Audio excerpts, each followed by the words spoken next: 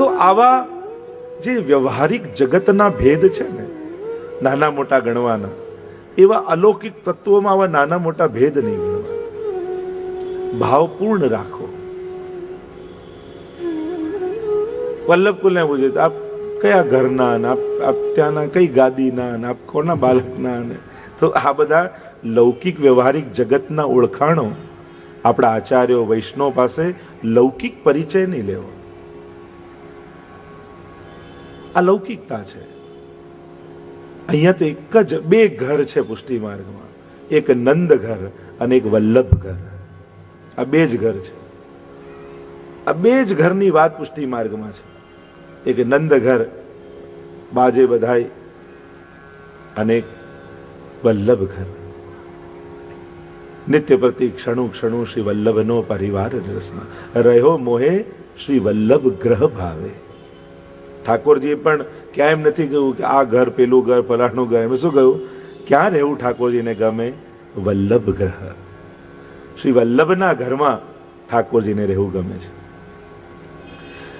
તો શ્રી દમલાજીની વાર્તા આ 84 વૈષ્ણવની વાર્તાના પ્રથમ વૈષ્ણવ છે. 84 વૈષ્ણવો શ્રી મહાપ્રભુજીના અંગરૂપ છે એમ કહ્યું. કારણ કે જેમ દ્વાદશાંગો હિ પુરુષ, આપણે ભાગવતજીની પણ સમાનતા કરીએ ને ઠાકોરજી સાથે કે 12 અંગ વાળા પરમાત્મા છે, તો 12 સ્કંદ વાળું ભાગવતજી છે. એમ પરમ પુરુષને વેદમાં દ્વાદશાંગો હિ પુરુષા, એ પરમ પુરુષને પુરુષોત્તમને 12 અંગ કહ્યા છે. તો શ્રી મહાપ્રભુજીને પણ 12 અંગ, અને દરેક અંગમાં 6 ધર્મો, ઐશ્વર્ય, વીર્ય, યશસ્વી, જ્ઞાન, વૈરાગ્ય અને 7મું ધર્મી અંગ. બધું સ્વરૂપાત્મક છે. દરેક અંગમાં ધર્મી રૂપ છે આપ.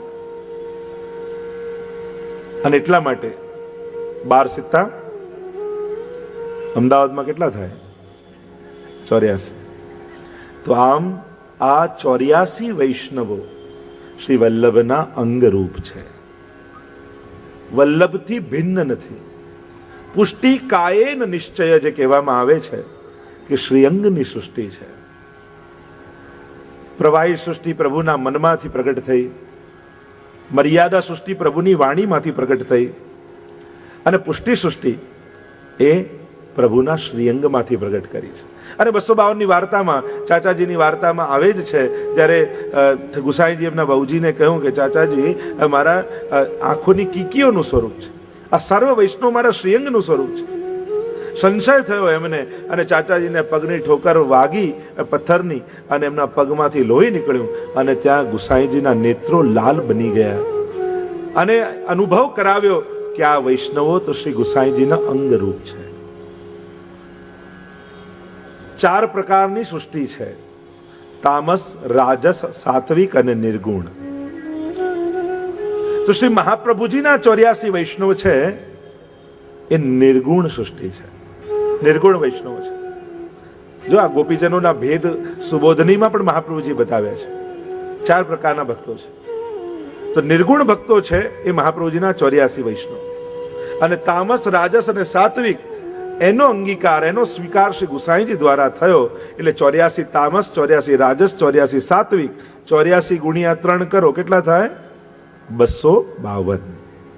તો 252 વૈષ્ણવ શ્રી ગુસાઈજીના. આમ સર્વ પ્રકારની જે પુષ્ટિ સૃષ્ટિ છે શ્રી મહાપ્રભુજી અને ગુસાઈજી દ્વારા એમનો અંગીકાર થયો છે.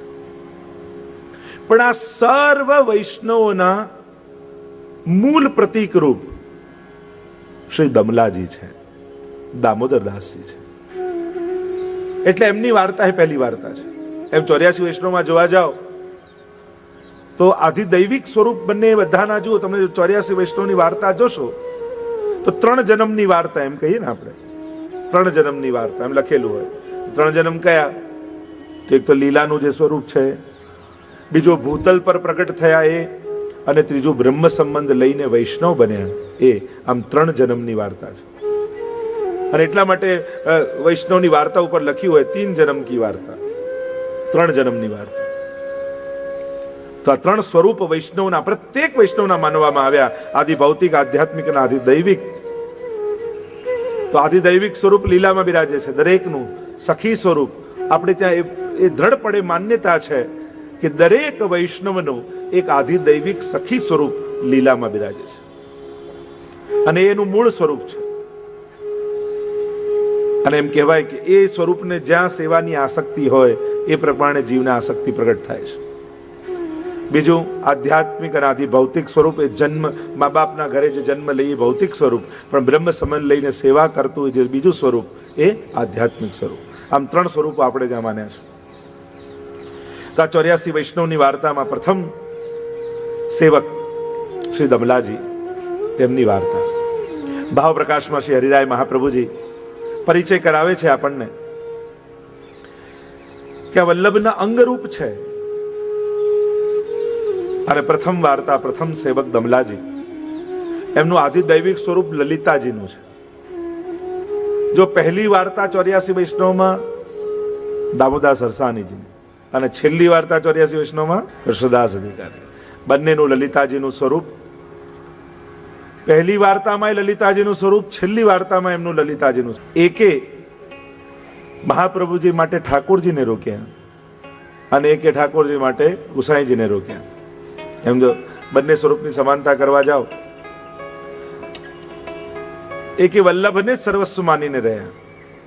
તો ભાવ પ્રકાશમાં શ્રી હરિરાય મહાપ્રભુજી દમલાજીનો પરિચય આપતા શ્રી વલ્લભના એ વાક્યનું સ્મરણ કરે છે. દમલાજી, શ્રી મહાપ્રભુજી એમને દમલા કહીને બોલાવતા. તો ફરી પ્રશ્ન જગાવ્યો કે અમલતા એ તો સાધારણ વ્યક્તિના સ્મરણથી એને પાપ ધોવાઈ જાય, અમલતા આવી જાય. સાધારણ વૈષ્ણવ છે એ પણ અમલ છે, તો દમલાજી માટે અમલા કેમ? એક છે અમલ ને બીજું કયું અમલા. કે સાધારણ વૈષ્ણવ તો પ્રત્યેક વૈષ્ણવ અમલ છે. બ્રહ્મ સંબંધ લઈ જેણે પ્રભુની ભક્તિ શરૂ કરી એના સર્વ મલિનતાઓ, સર્વ અપરાધો નિર્દોષ બની જાય. પણ કહ્યું કે અમલ કોણ? અહીંયા પાપ ધોવાની વાત નથી. નિર્દોષ કોણ છે? અમલ કોણ છે? તો હરિરાયજી ભાવ પ્રકાશમાં સમજાવે, જેને પ્રભુમાં અનન્ય પ્રીતિ છે એ જ અમલ છે. ભલે કોઈ પુણ્ય ન હોય, ગમે તેટલા દોષો એનામાં ભર્યા હોય, પણ પ્રભુમાં જેને દ્રઢ પ્રીતિ એ અમલ. પણ અહીંયા તો દામોદરદાસજીને અમલા કહ્યા, કેવલ અમલ નહીં, અમલા. તો કયું અમલા કોણ? તો કે જેને વલ્લભમાં પ્રભુ કરતા પણ અધિક પ્રીતિ હોય એ અમલા છે. અને એટલા માટે કહું દમલા સો અમલા. એટલા માટે દમલા શબ્દનો પ્રયોગ કર્યો છે, કારણ સર્વ વૈષ્ણવને પ્રભુમાં પ્રીતિ છે, પણ આ તો દમલા છે. અને દરેક વૈષ્ણવ આ દમલાને કેવલ કોઈ વ્યક્તિ કે નામ ન સમજતા એક અવસ્થા સમજો પુષ્ટિ માર્ગની, કે પ્રભુની સેવા કરતા કરતા કરતા કરતા આ અમલા સ્થિતિમાં આપણે બધાએ પહોંચવાનું છે, કે જ્યાં પ્રભુ કરતા પણ વલ્લભમાં અધિક પ્રીતિ થઈ જાય ત્યારે માનવું કે મહાપ્રભુજી તમને કહે છે કે ये मार्ग तेरे लिए प्रकट कियो है. અને એટલે મહાપ્રભુજી અમને કહે છે કે આ માર્ગ તારા માટે પ્રગટ કર્યો છે. એમ મહાપ્રભુજીના મુખે શબ્દો નીકળ્યા છે. તો વલ્લભમાં જેને અધિક પ્રીતિ છે એ અમલા છે. આ પુષ્ટિ માર્ગનું સર્વોચ્ચ ફલ શું? જેમ વ્યક્તિ પહેલા ફૂલ જુએ, ફલ જુએ, પત્તા જુએ, ડાળી જુએ, થડ જુએ અને છેલ્લે મૂળમાં પહોંચી જાય, તો એમ શ્રી યમુનાજીના હાથમાં કમળનું ફૂલ એ જ પુષ્ટિ માર્ગનું મૂળ. તો આ મૂળ શું છે? આ કમળનું ફૂલ યમુનાજીના હાથમાં કયું છે? તો કે સ્વામીજી શ્રી વલ્લભ એમના ચરણારવિંદમાં કમળનું ચિહ્ન છે. અને એ કમળનું ચિહ્ન યમુનાજી હાથમાં રાખે છે કે જો તમારે પ્રભુને પામવા છે, લીલાનો આનંદ લેવો છે, તો આ કમળ જેના ચરણારવિંદમાં છે એનો આશ્રય કરશો તો તમારો લીલામાં પ્રવેશ થશે. તો યમુનાજીના હાથમાં કમળનું ફૂલ એ જ છે પુષ્ટિ માર્ગનું પરમ મૂળ.